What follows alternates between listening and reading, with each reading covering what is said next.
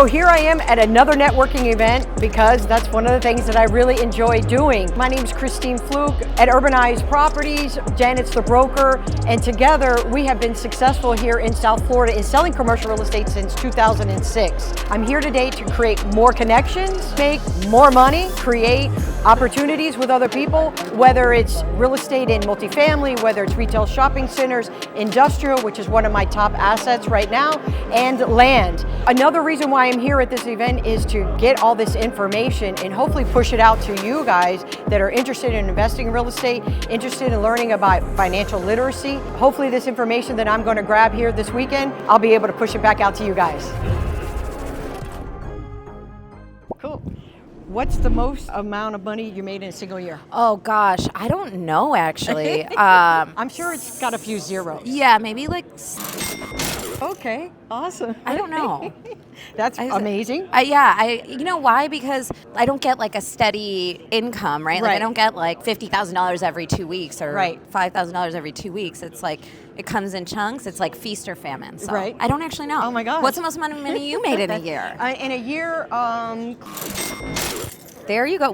This is going to be the $1 million year? And this is going to be $1 million year? This year's been a little bit different. Tough. Yeah, okay, I think it's year. down by like 30% across the board. I think for everybody, whether you're, multifamily, storage, retail, wholesaler, anybody. Next year will be the year. Next year, 2025, you got to survive, Milestone, thrive. big milestone there. What are some healthy money habits that people can develop? First is not thinking you're going to save your way to wealth. Perfect. Because you won't. But also, I think people don't live within their means because we're in such like a instant gratification culture, keeping up with the Joneses. Right. And I think people feel like pressured to spend more money than they have or that they're comfortable with. For sure. The best advice I got around this when I was young is front end load your sacrifice, meaning if you spend $1 now on something that's not going to produce a return in the future, that is more expensive than spending the $1 later on. So instead, you should invest it. Take as much pain as you can when you're younger. It's so much easier than when you're older, have kids. That's so true. So true. You get stuck in your ways. It's hard to go backward, but it's really easy to get out of your comfort level. Great advice. In my early 20s and my late 20s,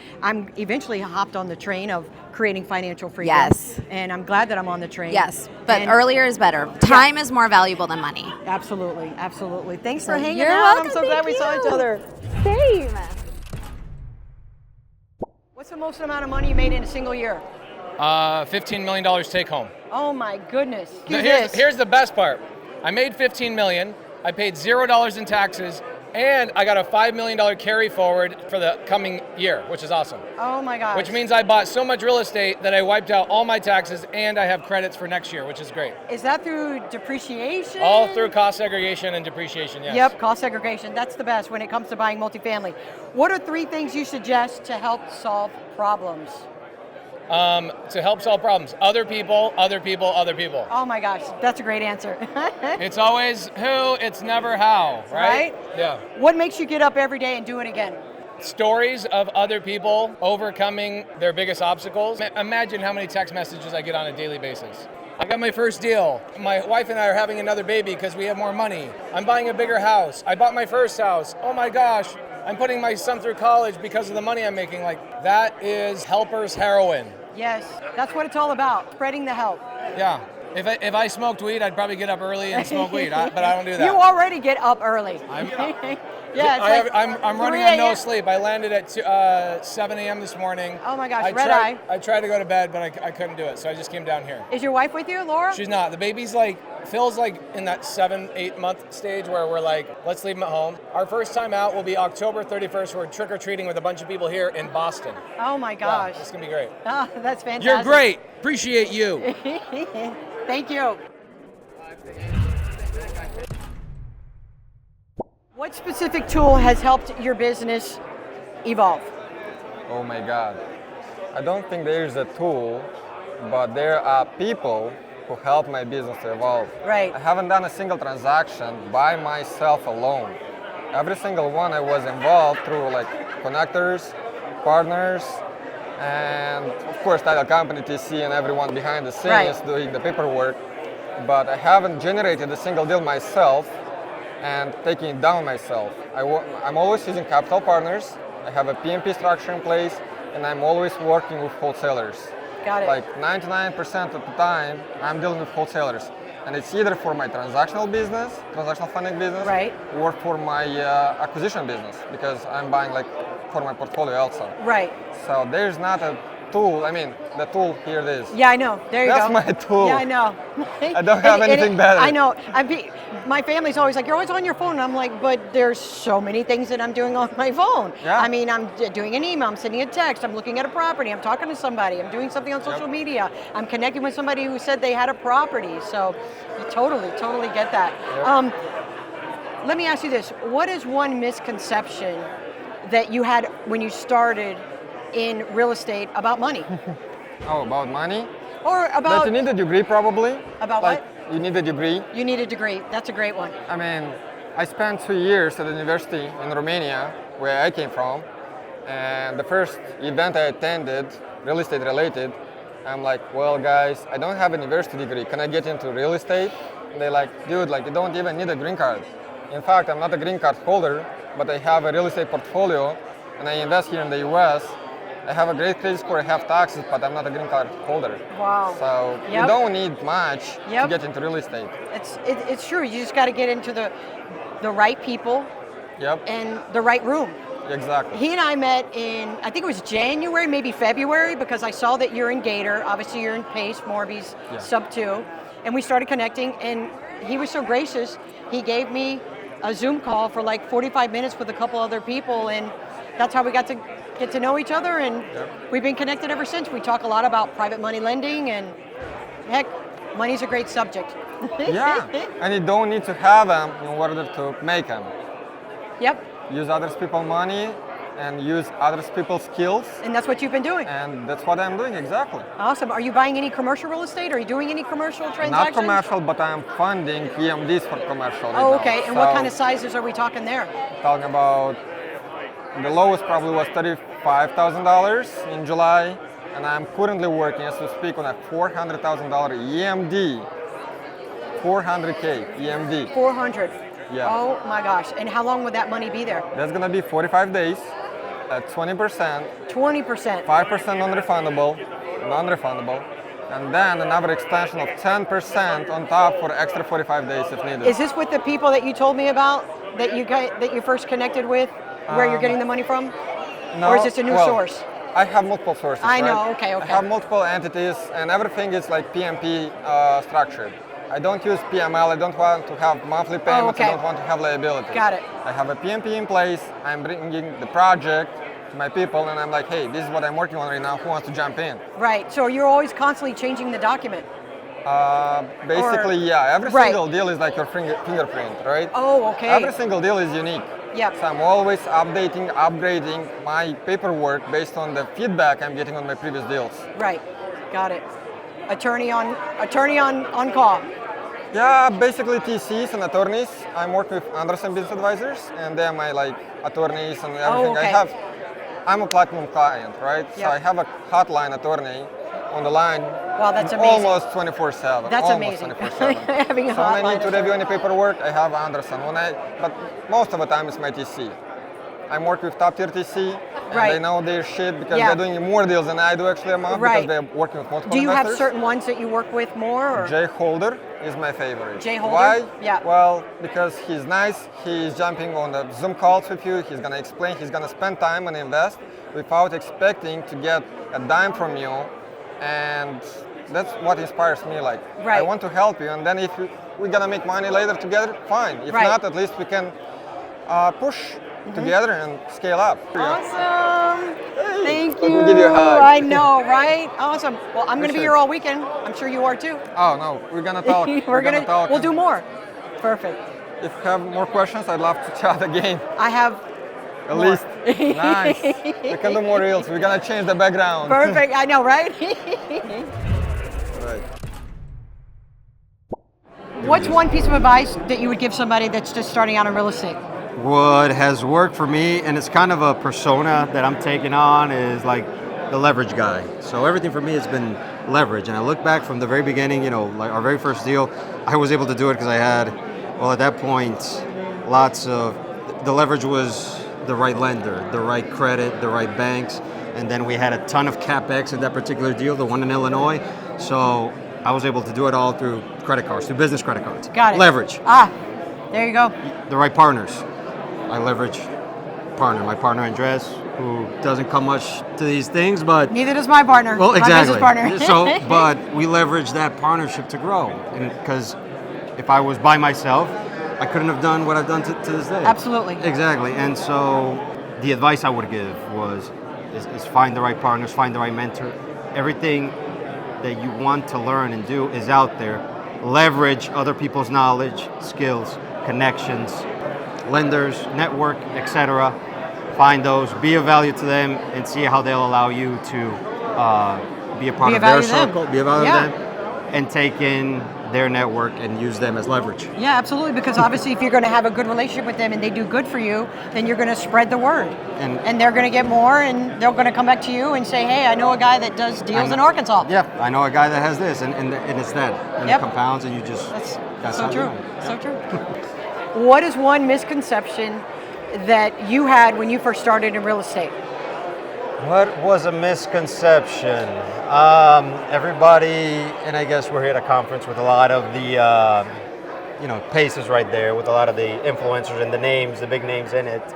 A lot of them will want to make it sound easier than it is. Right. And while it's not impossible and it's not rocket science either, it's not easy. It's not something you just, hey, I bought this and I bought this apartment building and, I'm just going to collect rents now. Right. Of course not. It's not. Of course. So we have, through trial and error, we decided we have, for example, property management in place. Right. We have team in-house, but still, now they're your employees. And now you got to manage your employees and set expectations and make sure they're doing the job right. And they're going to make mistakes. And now you got to be there to correct the mistakes and make sure they don't happen again.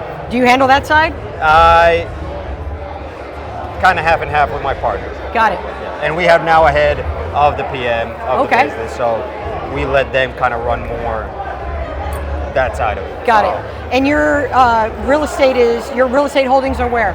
Primarily, most of the portfolios in Ohio, Illinois, Arkansas, here in South Florida.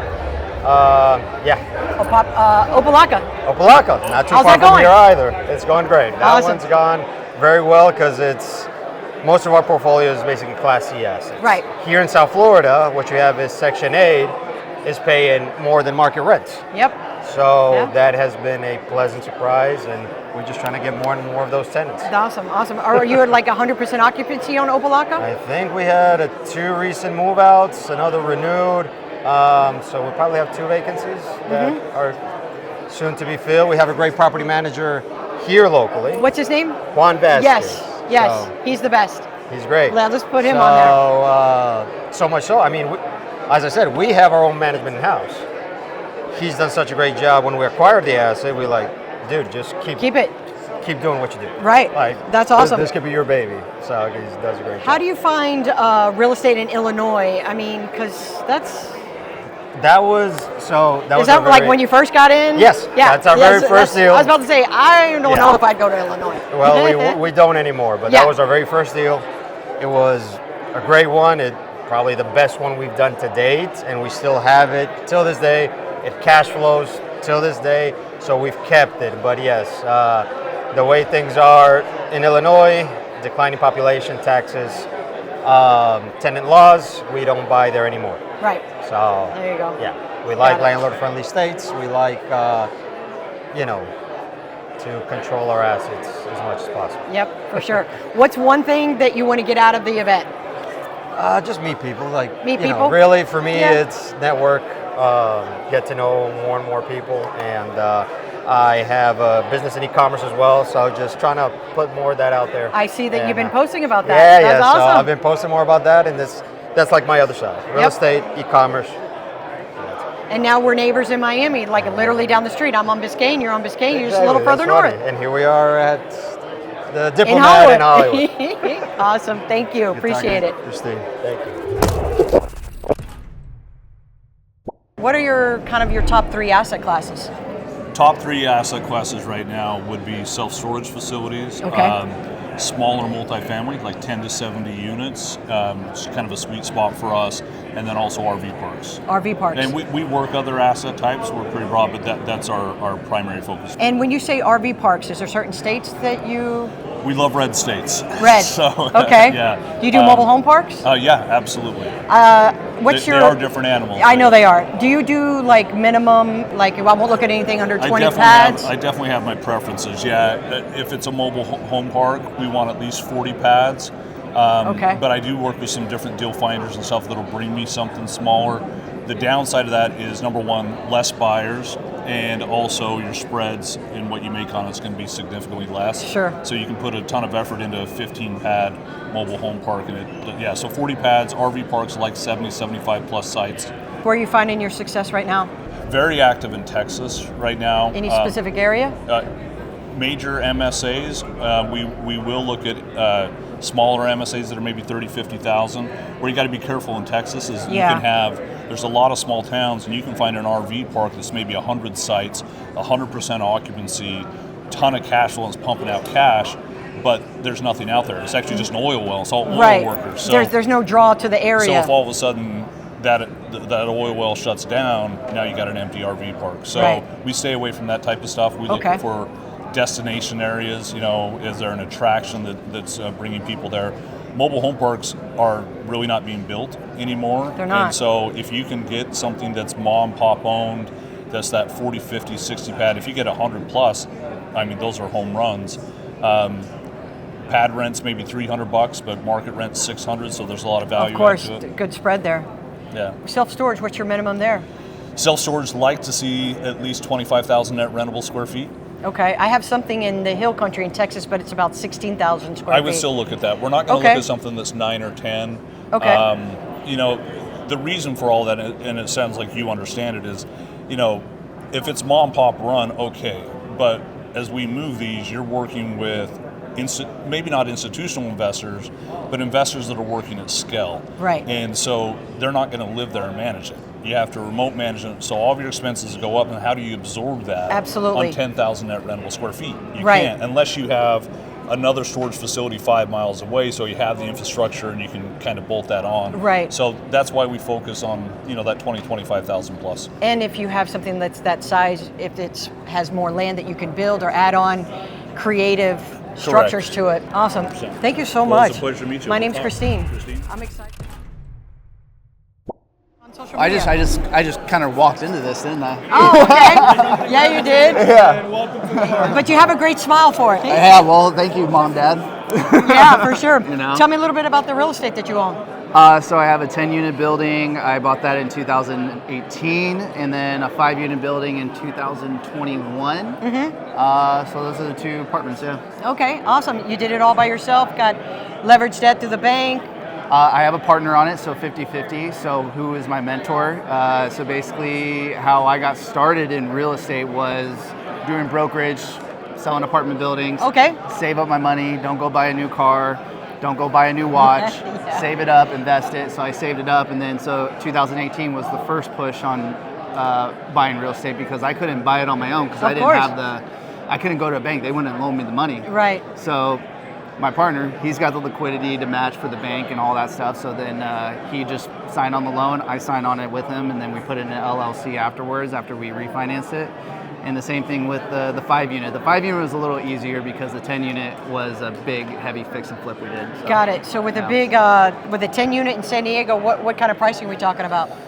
You mean 2018 pricing 2018. or now? Yeah, I know, right? 2018, we bought that for $230 a unit. They're really cool. They're like all 2-bedroom, 1-bath, like casitas with garages. I think they're about... So it's kind of like a townhouse? No, not a townhouse, no. Are they all attached walls? They're all detached, Oh, yeah. all detached. Okay, Yeah. great. It's like literally a little... Like a little pleasant compound. building. Yeah, pretty much. Like, you got a street, you got 5 units on one side, 5 units on the other.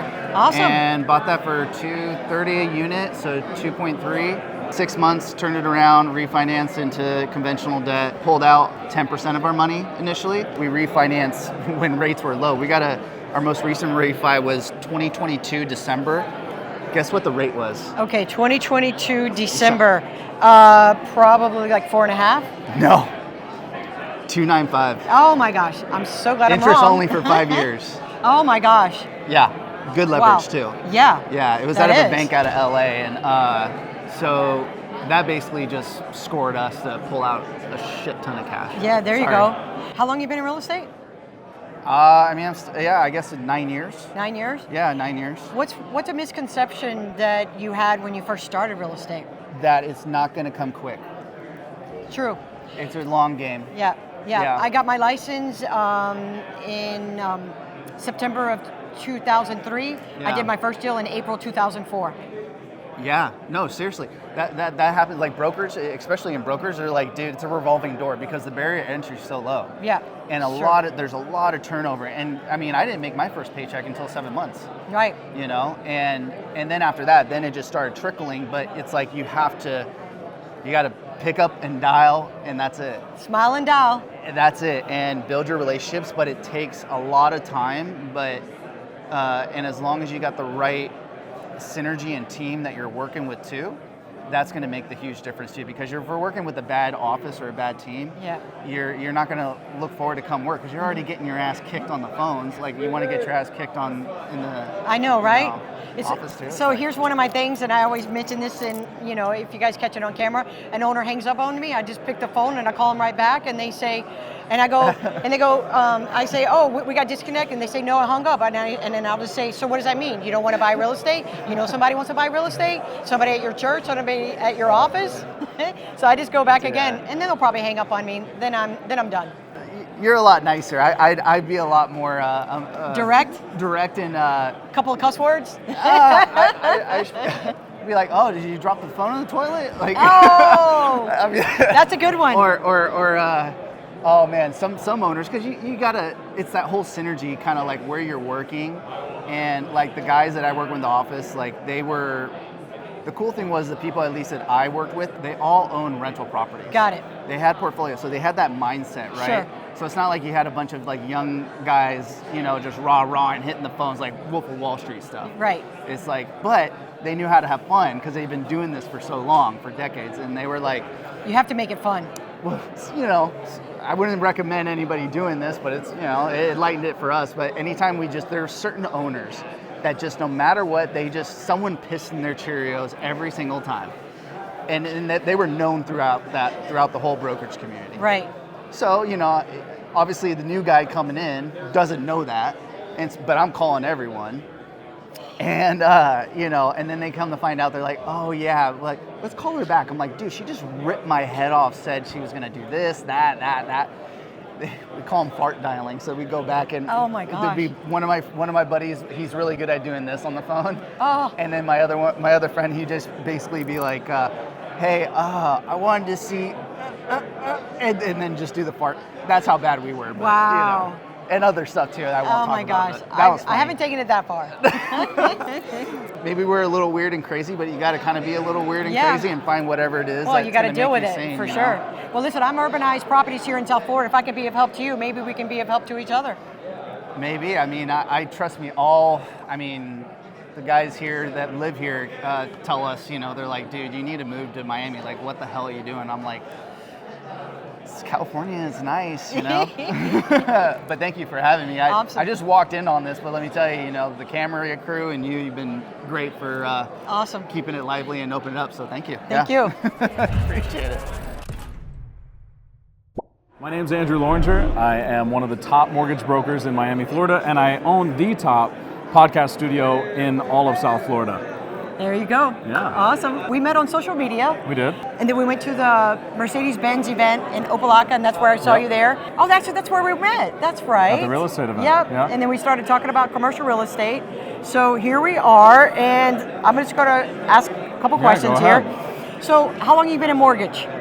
I've been doing mortgages for just over 10 years. Oh my gosh. How much has changed in 10 years? A lot. A lot. Yeah. Have you seen your business level off this year or gone No, down? it's grown. It's grown? It's grown. In the mortgage? Yes. Oh my gosh. Are you Yeah. doing more residential, commercial? I do a lot, yeah, I mainly do residential. Okay, is Yeah. it condos? My bread and butter has always been condos, but I do a lot of single families. The thing is, what I specialize in is non-QM. Okay. So I'm big on DSCR, P&L, Okay. bank statements only. I don't work with a lot of the vanilla cookie cutter clients. Got it. They're going to their Chases and their Wells Fargos and they're everyday folk.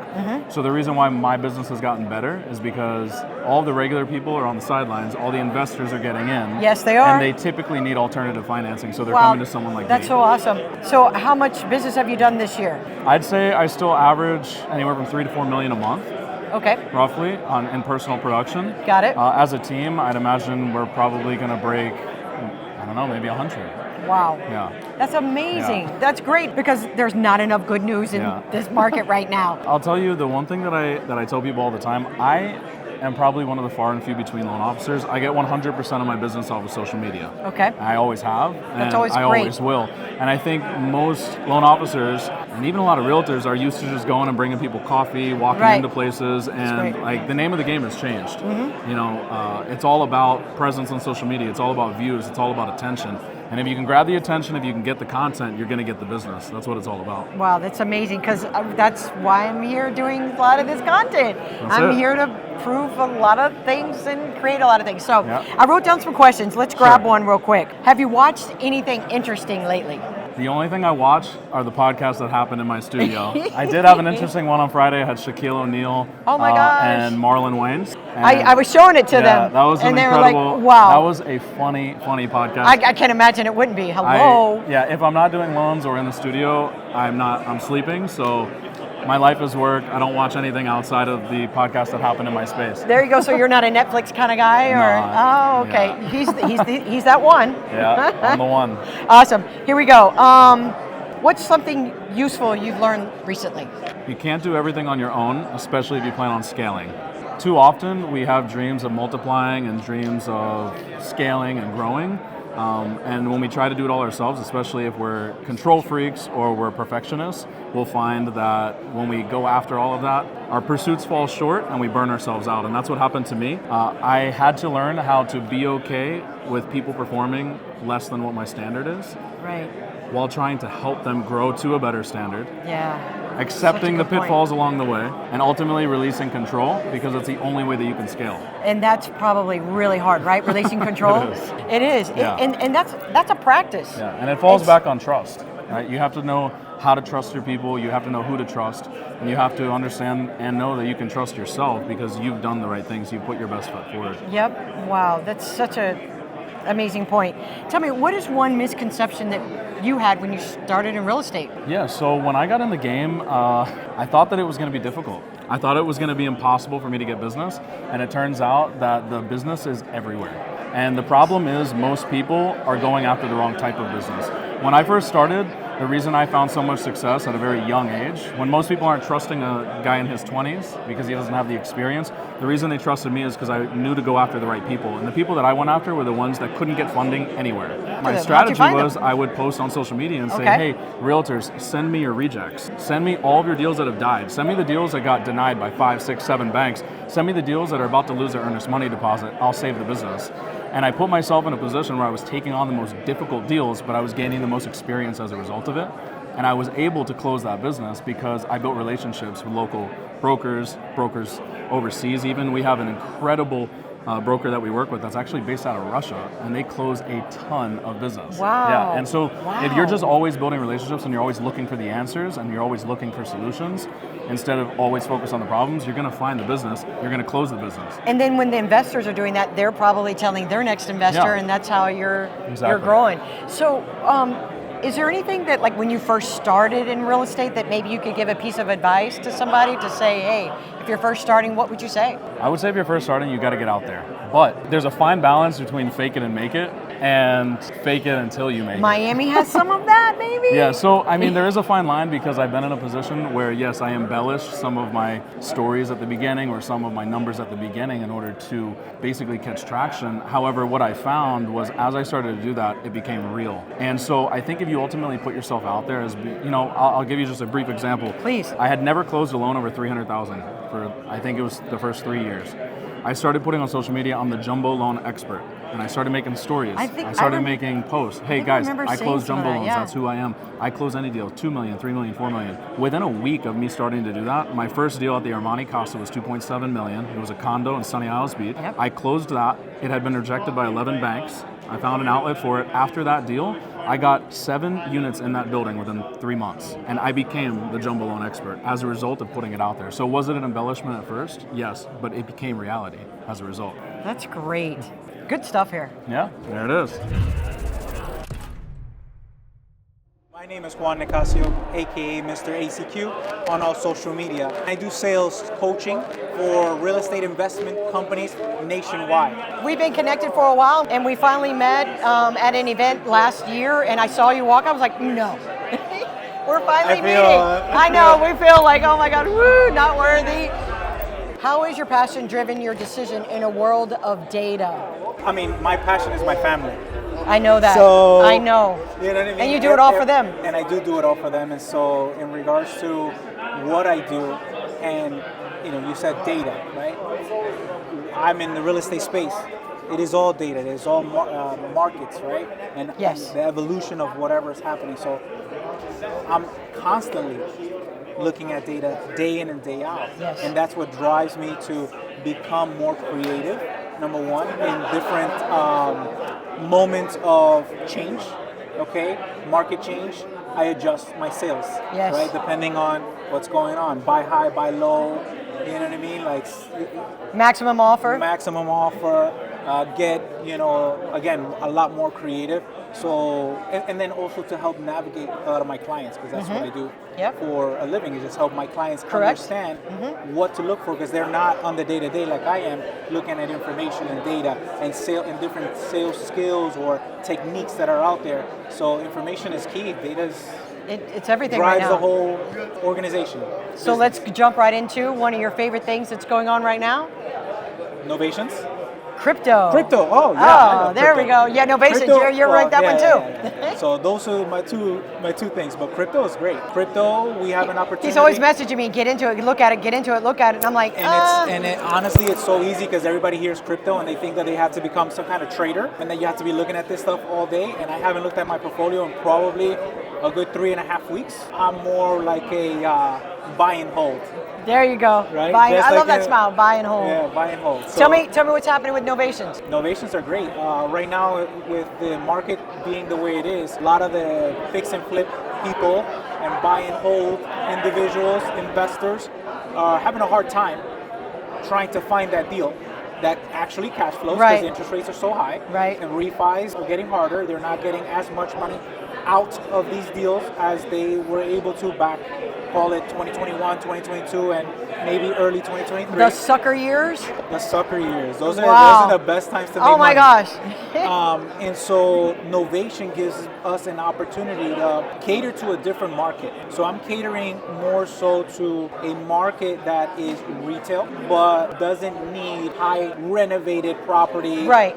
completely finished. I'm putting both a product that is almost there, halfway there. Right, not as lipstick on a pig, but a little bit more than but lipstick on a little bit, right? And then providing them with value, because I'm selling the houses very cheap Right. compared to my competition Where are you doing this at?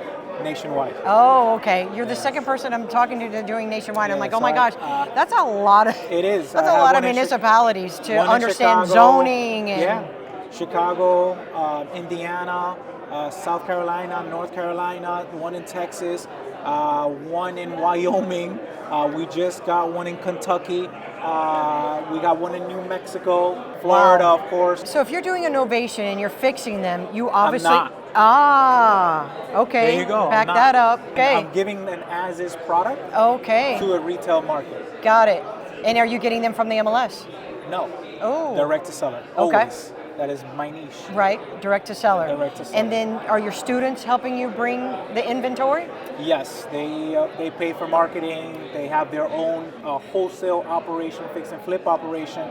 So leads come in, and then I just educate them on what to look for, what exit strategy is best, how to navigate those conversations with homeowners so that they can have that opportunity to practice either a cash deal, sub-twos, which is another buzz word or It's been buzzing. strategy that is now more than ever, because Yeah. remember the cash People are- the cash is over, right? The free cash is over. So now you got to get a little bit more skillful. Creative. Yeah. So I coach them on how to do that, and that's why I'm able to see deals nationwide, and I have that data mentality of what's going on. And how do you on average. check the data mentality on the whole United States?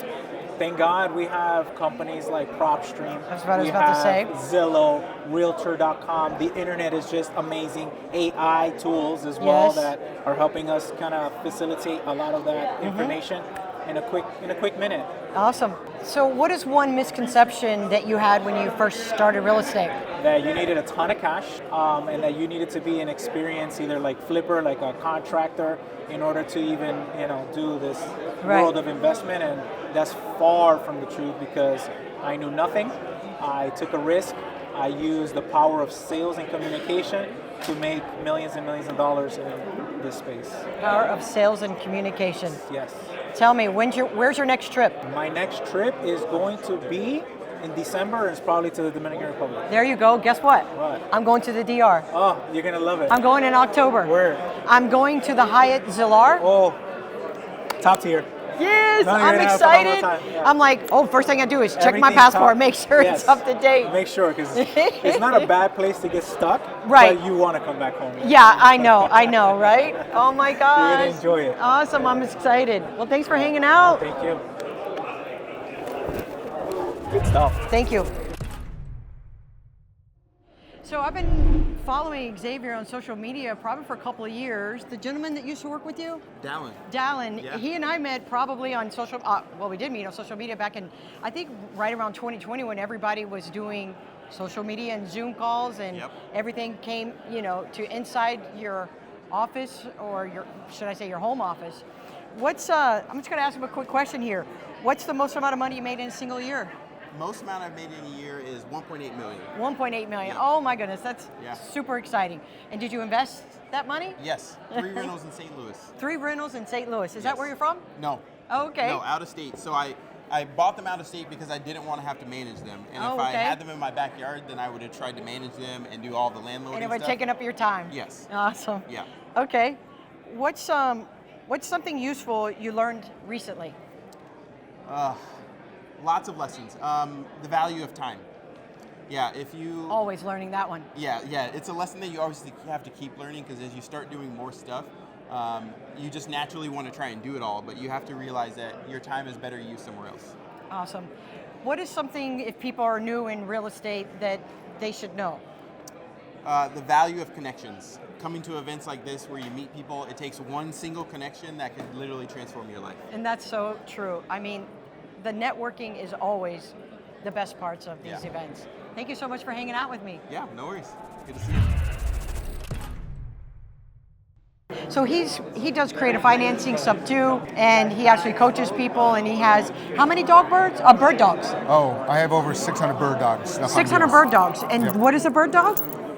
All right, a bird dog is somebody that refers deals to myself. So I have a whole system. For an example, trash men. They work the neighborhood. They know a homes are sitting empty. So they'll take a screenshot, like on a Zillow app, send it, text it to one of my VAs. They'll come in. Landscapers, like snowplow removals, pool guys. Where I get my best ones are hospice nurses. That's where I get my best deals from. Yeah. We just And closed one on. is that like a Tulum. nationwide thing? Oh yeah, I'll do the business nationwide. But how do you get them? You just, once you build one, once you get one, they start telling their colleagues. Yeah, hey, I got $1,000 from this guy. Well, the hospice nurses, I'll give $2,000 because it's a referral. I don't call them, the family calls me. Like I just did one not too long ago where the daughter called me, her parents are in the mid-80s. The father's been sick, he's in hospice. He's at a point where the mother, the wife, is elderly. She can't take him to the bathroom, so they had to move in with the daughter. The daughter lived over 3 hours away. The parents lived in his home for over 30 years, and they called me up. I gave a seller financing offer or a cash offer, and they went with the seller financing. I got 0 down, 2 months with no payments because I got to get the property ready. I brought an auction company in, auctioned everything off. I sold it to an end buyer. My rate with the seller is at 4%. My payment to him is $991 a month. Sold it to my end buyer. Tacked on $79,000 purchase price. His rate's 7 3/4. He's paying me close to $2,300 a month. Out of the $2,300, I pay the seller $991 a month, and he put $30,000 down. So you're the bank. Exactly. Just created a note on that one. Oh my So gosh. That's what blows me away. With all the business that this gentleman did, and he just rattled off every single like dollar. I mean, come on. I mean, my goodness. Can't remember them all. So Especially after how long last do year. you and I go back? Like A while. Yeah. And we went 4 through, years, maybe? And we went through a journey together. we did. Yeah. We sure did. Actually, it was a year ago this week. I started my treatment last week. Monday. Wait a second. Yeah, it was. I actually went today for my follow-up. My Awesome. blood work today. Awesome. It was today. That's so amazing. So knock on wood, amazing. everything looks good. So, yeah, so even when you're sick, you got to create that passive income so you Yep. can kind of keep chugging through. That's So, exactly what I posted on LinkedIn. Yeah. My tag or my title on my LinkedIn was, I'm calling in sick today. I'm not able to come to work. I have cancer. That's true. That's exactly what my post was. Picture of me with no hair. Let's jump into another question.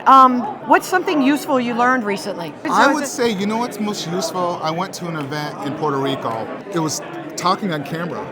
Is don't think that you're talking to people. Think you're talking to a buddy over a beer. Like, talking normal. Like right now, I kind of forgot that because the camera's in front of my face, but that was probably one of the most useful things where, because we're trying to talk and we're trying to think of an audience, but when you're in camera, and the guy that came in, he's an actor. He's been in a lot of stuff with Nicolas Cage. Uh-huh. He was in that, Nicole Kidman. He's been in a lot of movies. So that was one of the presentations. I had to get up there and go through it. And I would say, just talk like you and I are having a beer. Don't even think about we're having a camera in front of us. Right. That's probably, so I've been doing a lot more of that. And what happens when you do that, you're coming more from the heart and pulling it out. Yep. And instead of just kind of thinking you're trying to be broad to the whole audience, just kind of be yourself. So what's one misconception that you had when you first started in real estate? You needed money and you needed good credit. How many times have we heard this today? That's like the most common thing that we've heard today. And I grew up super poor in poverty in Vermont. I remember, and I mentioned it's in my book there. I tell people I'm straight open. Like I remember for 3 months straight, for breakfast, lunch, and dinner, I was like 8 or 9 years old. In the winter, all we had was Kraft macaroni and cheese out of the box for 3 months straight. So when I got older in my teens, I'm like, I don't want to live like that ever again, and I don't want to put my family and stuff like that. So I wanted to figure ways how to make money. And I did it. The first one was Carlton Sheets. Remember him back in the day? Yeah. So, but I have dyslexia, so I had a hard time trying to read and follow it. But then the internet. So I just started surrounding myself with other investors and learned the business. And then eventually, at the age of 24, I went to DC and I got into real estate banking as an LO, loan officer. So I surrounded myself with clients, and I became friends with them, and I just never looked back. I should ask you that same question. I know, right? Answer the same question. I would say it was money, but that you really had to understand all of it at once before taking steps and learning on the way. When I first got my license, I was like, oh my gosh, there's so much overwhelming of so much information. And I felt like I had to learn everything right then and there. But that's also probably my personality, that when I see it, I'm ready to jump and I'm ready to conquer. And I have to realize that I need to pace and I need to step, learn, step. It's a lot to learn. It's a lot to learn. A lot. And then I realized also that when I went to get my real estate license, everything that I was doing in school has nothing to do with when you get out. It has nothing to do with that. School. That's I know. in school. Look at all the I was stuff like we the learn in high college. school and stuff. Like they don't even teach you how to balance a checkbook. Yep. Hopefully they do nowadays, but I didn't learn any of that So stuff. I also grew up not talking about money either. So I mean, just sometimes even some of my family members having those conversations, they're like, that's really none of your business. And I'm like, really? Okay. Open. Anyway. That's how you all learn and work together. Like, somebody, I may not know something and somebody may bring something, oh wow, teach me. I want to know. What is the one piece of advice is you got to look at failure as a learning experience. That's the biggest thing. So keep that. You have to fail. Look at Elon Musk. Look at when he did SpaceX. He kept blowing up the rockets on purpose because they wanted to fail so they'd save lives. So you have to think of it as yourself. So when you fail, just look as a learning experience. Don't quit. And then if you feel like quitting, have a network or community and surround yourself with people that's going to lift you. Don't be around people that's going to pull you down.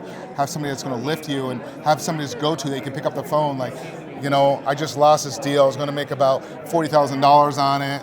I was banking on that money. Don't worry about that. Just look at it, move on, and just don't count that money until it's in your bank account. People here with me. Cool. What's the most amount of money you made in a single year?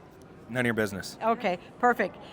Do you buy A lot. Enough. Yeah. Do you buy commercial real estate? Yes. And which asset classes are your top three right now? Single tenant, triple net lease. We're doing a lot of buying old bank buildings. Okay. Because banks are downsizing. Absolutely. So they have drive-throughs. You can create a Starbucks with it. well, maybe? we're re-entitling them and converting them to gas stations, car washes, Chipotle's with drive-throughs. Well, that's awesome. Car washes are big right now. Yeah, we're changing the usage. Are you doing certain states that you're finding benefits with that? I'm in Arizona, so I focus in Arizona. Okay, gotcha. Yeah. So here in Miami, I've also done retail, I've done shopping centers, so the whole triple net. Finding a dark space and turning them into something else is exactly what you're saying, creating a benefit. Yeah. There's riches in the niches, right? So you got to specialize in something if you want to really dominate that lane. Absolutely. Yeah. I'm mostly off-market properties. Bring me some. I know, right? Come on, That's why I was wondering what state you're at when I heard you guys talking about land. Well, so. we got a fund. I got a Clever Capital fund. It's a $50 million equity fund, and we are able to buy in other states. I just specialize. I bought in maybe like 26 different states in total. Okay. But I mainly focus in Arizona and the Southwest. Yeah, landlord-friendly states. Got it. What about Texas? We have a project in Texas that we're looking at right now. It's a build-to-rent community. How many acres? That one's pretty big. I want to say that's like 300 acres or something like that. Okay. And then it's a multi-use project, but the portion we're looking at is the build-to-rent section. Okay. Do you look at North Carolina? Just send me stuff. Send you Come stuff. on, man. Perfect. So how do I get your number? Send us the deals.com. Send me deals.com? Send us the deals.com. Send us the deals.com. Come on, you got to set up a lead gen if you're going to be in a pathway for people to send you deals. Yep, absolutely. Yeah. That's awesome. Thanks for spending a couple minutes with me. Yeah, of course. Glad you're doing the event. Yeah, thanks for coming. Thank you. Clever Summit. I mean, I've been watching Cody for years, obviously online, 2020, Zoom calls. That was how you got your information. Going to these events was definitely not possible back then. And here I am in 2024, attending this event, seeing 22 speakers this weekend. It's been phenomenal.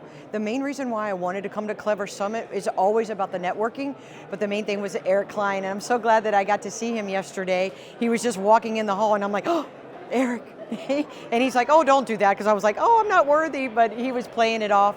And I'm so glad that I connected with him because he's a beast at sales. There's so many people that I've connected with this weekend, both as entrepreneurs, real estate investors, people just beginning in real estate, people that buy multifamily, self-storage, they have land to develop.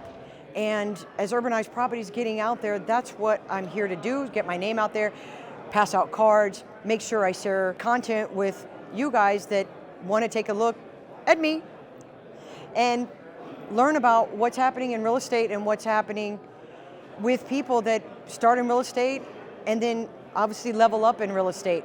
What else can I say as I close out this amazing event? First and foremost, always thank you to God, because without him, I would not be here. My business partner, Janet, she was taking care of the business while I was here, so I definitely want to say thank you, Janet, for holding down the business while I'm here. To my film crew, raise it up, raise it up. Let's go ahead, give a knuckle. So when you're looking for real estate, commercial real estate in South Florida, Urbanize Properties, Kristine Flook, we're here to create opportunities and exceed expectations.